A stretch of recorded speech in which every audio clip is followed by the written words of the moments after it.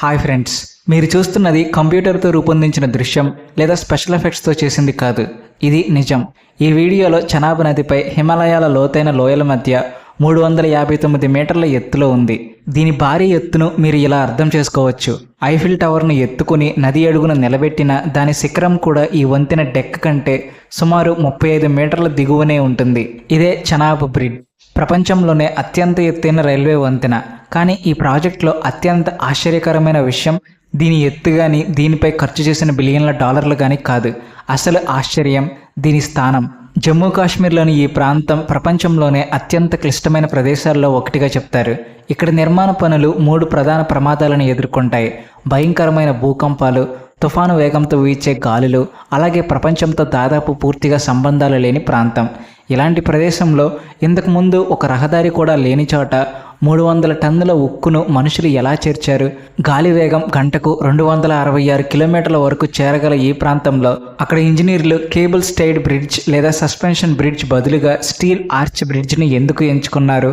అతిపెద్ద ప్రశ్న ఏంటంటే, ఎలాంటి ఆధారం లేకుండా 100 మీటర్ల ఎత్తులో గాలిలో వేలాడుతున్న డజన్ల టన్నుల బరువున్న ఉక్కు భాగాలను మిల్లీమీటర్ స్థాయి ఖచ్చితత్వంతో ఎలా కలిపారు? అదే కథను ఈ వీడియోలో తెలుసుకుందాం. ఈ ప్రాజెక్టులో మొదటి పెద్ద సమస్య ఈ ప్రాంతానికి చేరుకునే మార్గాన్ని ఏర్పాటు చేయడం.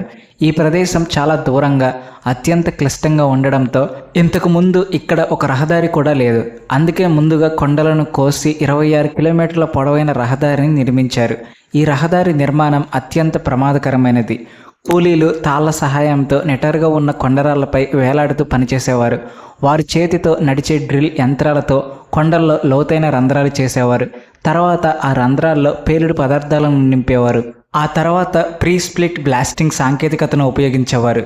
దీనివల్ల గట్టిరాళ్లను ఖచ్చితంగా పగలగొట్టగలిగేవారు. అలాగే మొత్తం కొండ కదలకుండా ఉండేది. చిన్న పేలుడు తర్వాత దుమ్ము కూర్చోగానే చిన్న ఎక్స్కవేటర్ యంత్రాలు వెంటనే పనిలోకి దిగేవి.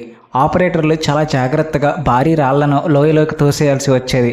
తద్వారా రహదారి కోసం సమతలమైన స్థలం సిద్ధమయ్యేది. అదే సమయంలో పని ముందుకు సాగుతున్న కొద్ది కొండరాళ్లపై ఇనప జాలీలు అమర్చేవారు. అలాగే కాంక్రీట్ను పిచికారీ చేసేవారు. పైనుండి పడే రాళ్లు వెనుక పనిచేస్తున్న కార్మికులకు ఎలాంటి హాని కలిగించకుండా ఉండేందుకు ఈ విధంగా ప్రకృతితో పోరాడుతూ రహదారిలోని ప్రతి మీటర్ను నిర్మించారు. అనేక సంవత్సరాల నిరంతర శ్రమ తర్వాత ఈ రహదారి పూర్తిగా నిర్మాణం పూర్తయి రాకపోకల కోసం తెరవబడింది. రహదారి పూర్తయిన తర్వాత ఇప్పుడు నిర్మాణ సామాగ్రి గురించి మాట్లాడుకుందాం. ఈ వంతెన నిర్మాణానికి సుమారు 300 టన్నుల ఉక్కు అవసరమైంది. ఇది ఐఫిల్ టవర్ బరువు కంటే దాదాపు 4 రెట్లు ఎక్కువ. కానీ ఇంత భారీ మొత్తంలో ఉక్కును కొండ శిఖరానికి చేర్చడం కూడా ఒక పెద్ద మిషన్ కంటే తక్కువ కాదు. ఎందుకంటే ఆ రహదారి చాలా ఇరుకుగా ఉండేది. అలాగే అందులో అత్యంత పదునైన మలుపులు ఉండేవి. ఒకవైపు ఎత్తైన కొండరాళ్ళు, మరోవైపు 100 మీటర్ల లోతైన అగాధం ఉండేది. అందుకే భారీ ట్రక్కుల ద్వారా వంతెనకు సంబంధించిన తయారు చేసిన భాగాలను ఇక్కడికి తీసుకురావడం అది సాధ్యం కాదు. దాంతో ఇంజనీర్లు తప్పనిసరిగా ఆన్ సైట్ ఫ్యాబ్రికేషన్ అనే ప్రత్యేక విధానాన్ని అనుసరించాల్సి వచ్చింది. ఉక్కును ఫ్యాక్టరీలో చిన్న చిన్న ముక్కలుగా కత్తిరించారు. తద్వారా వాటిని సాధారణ ట్రక్కుల ద్వారా కొండ ప్రాంతానికి తరలించగలిగారు. అక్కడికి చేరిన తర్వాత లోయ అంచున ఒక పెద్ద ఫ్యాబ్రికేషన్ వర్క్షాప్ ఏర్పాటు చేశారు. అక్కడ వెల్డర్లు ఈ చిన్న ఉక్కు ముక్కలను కలిపి వంతెనకు అవసరమైన భారీ భాగాలను తయారు చేసేవారు. 1000 టన్నుల ఉక్కు లోయ అంచున సిద్ధంగా చేరిన తర్వాత అత్యంత ముఖ్యమైన ప్రశ్న ముందుకు వచ్చింది. చివరికి ఎలాంటి వంతెన నిర్మించాలి? ఈ లోయలోని అతిపెద్ద శత్రువు అక్కడి బలమైన గాలులు. సర్వేలో ఇక్కడ గాలి వేగం గంటకు 266 కిలోమీటర్ల వరకు చేరుతుందని తెలిసింది. ఇది ఒక భారీ తుఫానుతో సమానమైన వేగం. ప్రారంభంలో చాలామంది కేబుల్ స్టైడ్ బ్రిడ్జ్ లేదా సస్పెన్షన్ బ్రిడ్జ్ నిర్మించాలని సూచించారు. ఎందుకంటే ఇవే సాధారణంగా ఎక్కువగా నిర్మించబడే వంతెనలు. అలాగే నిర్మించడం కూడా సులభంగా భావిస్తారు. కానీ ఈ 2 డిజైన్లలో ఒక పెద్ద బలహీనత ఉంది. వాటి నిర్మాణం చాలా సౌకర్యవంతంగా ఉంటుంది. నిరంతరం ఇంత ఎత్తులో వీచే బలమైన గాలుల కారణంగా ఈ వంతెనల్లో ప్రమాదకరమైన కంపనలు ఏర్పడే అవకాశం ఉండేది. దాంతో వంతెన తీవ్రంగా ఊగిపోవచ్చు లేదా వంగిపోవచ్చు. రైల్వే వంతెనకు ఇది ఏమాత్రం ఆమోదయోగ్యం కాదు. ఎందుకంటే రైళ్లు సురక్షితంగా నడవాలంటే అత్యంత దృఢమైన స్థిరమైన ట్రాక్ అవసరం. అందుకే సుదీర్ఘ లెక్కలు, అనేక పరీక్షల తర్వాత ఇంజనీర్లు స్టీల్ ఆర్చ్ బ్రిడ్జ్ని ఎంచుకున్నారు. సస్పెన్షన్ బ్రిడ్జ్లు కేబుల్స్లో ఉండే టెన్షన్ సూత్రంపై పనిచేస్తాయి. కానీ ఆర్చ్ బ్రిడ్జ్ మాత్రం కంప్రెషన్ సూత్రంపై పనిచేస్తుంది. దీని విల్లు ఆకారంలోని నిర్మాణం దీనికి అసాధారణమైన బలం, స్థిరత్వాన్ని అందిస్తుంది. అందువల్ల బలమైన గాలులు వీచినా ఇది సులభంగా ఊగదు. రైలు మరియు వంతెన మొత్తం బరువు ఆర్చ్కు ఉన్న 2 చివరల ద్వారా నేరుగా బలమైన పునాదులకు చేరి అక్కడి నుంచి కొండల్లోకి బదిలీ అవుతుంది. ఈ డిజైన్ను వాస్తవ రూపంలోకి తీసుకురావడానికి ముందుగా పునాదుల నిర్మాణాన్ని ప్రారంభించారు. ఇంజనీర్లు కొండల గట్టి రాళ్లల్లో లోతుగా తవ్వకాలు చేసి వేల టన్నుల బలమైన కాంక్రీట్ పోసి 2 వైపులా భారీ పునాదులను నిర్మించారు. ఈ పునాదులను కొండలతో అత్యంత దృఢంగా అనుసంధానించారు. దీంతో హిమాలయాల రాతి కొండలే ఈ వంతెన బలంలో ఒక భాగంగా మారిపోయాయి. కొండ ఎంత బలంగా ఉంటే వంతెన కూడా అంత బలంగా ఉంటుంది. దీనితో ప్రపంచంలోనే అత్యంత ఎత్తైన రైల్వే వంతెనకు పునాది పూర్తయింది. ఇప్పుడు ఈ వంతెనలో అత్యంత ముఖ్యమైన నిర్మాణ భాగమైన భారీ స్టీల్ ఆర్చ్ను నిర్మించే సమయం వచ్చింది. కానీ ఒక పెద్ద సమస్య ఎదురైంది. 2 కొండల మధ్య దాదాపు 500 మీటర్ల దూరం ఉంది. అంత దూరం వరకు ఏ సాధారణ క్రేన్ కూడా చేరుకోలేదు. ఈ సవాళ్లను అధిగమించేందుకు ఇంజనీర్లు ఆకాశంలో ఒక భారీ కేబుల్ క్రేన్ వ్యవస్థను నిర్మించాలని నిర్ణయించారు.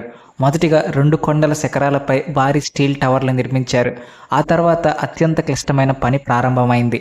అనేక టన్నుల బరువున్న స్టీల్ కేబుల్ను ఒక కొండ నుంచి మరో కొండకు చేర్చడం.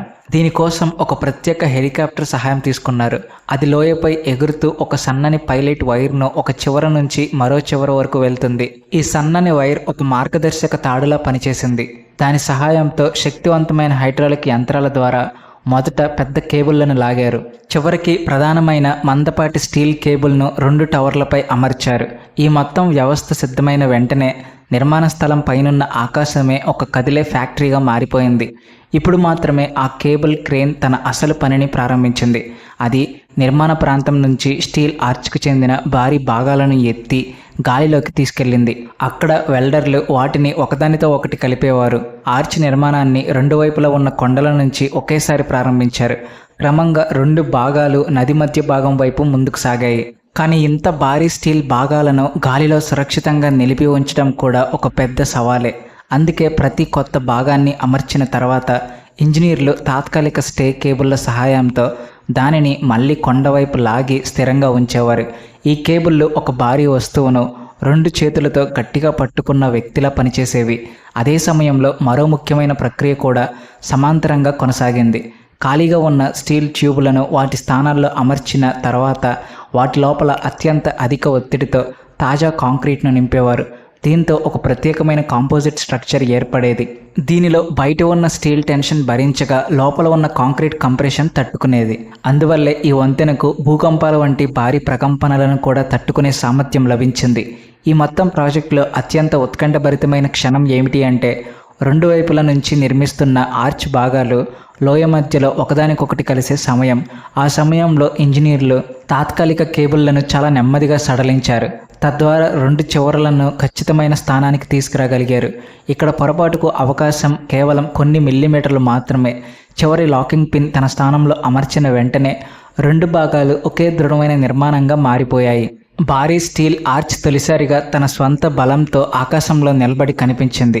ఇక దానికి మద్దతుగా ఎలాంటి తాత్కాలిక కేబుళ్లు అవసరం లేదు. ఆర్చ్ పూర్తిగా నిర్మాణం పూర్తయి దృఢంగా మారిన తర్వాత తదుపరి దశ ప్రారంభమైంది. అదే వంతెన డెక్ నిర్మాణం, అంటే రైళ్లు ప్రయాణించే భాగం. కానీ ప్రశ్న ఏమిటంటే ఇంత ఎత్తులో ఉన్న వంపు ఆకారంలోని ఆర్చ్పై రైల్వే ట్రాక్ను ఎలా ఏర్పాటు చేశారు? ప్రమాదకరమైన గాలిలో నిర్మాణం చేసే బదులుగా ఇంజనీర్లు ఇంక్రిమెంటల్ లాంచింగ్ అనే సాంకేతికతను ఉపయోగించారు. వారు వంతెనకు ఒక చివరిలో నేలపైనే ఒక శాశ్వత వర్క్షాప్ను నిర్మించారు. ఆ తర్వాత పని సరిగ్గా ఒక ఫ్యాక్టరీ ప్రొడక్షన్ లైన్ మాదిరిగా ప్రారంభమైంది. మొదట నేలపైనే వంతెన డెక్లోని ఒక పెద్ద భాగాన్ని తయారు చేసేవారు. ఆ తర్వాత భారీ హైడ్రాలిక్ జాక్ల సహాయంతో ఆ భాగాన్ని నెమ్మదిగా లోయ వైపు ముందుకు నెట్టేవారు. దాంతో దానికి తర్వాత భాగాన్ని జత చేస్తూ మొత్తం వంతెనను దశల వారీగా ముందుకు నిర్మించేవారు.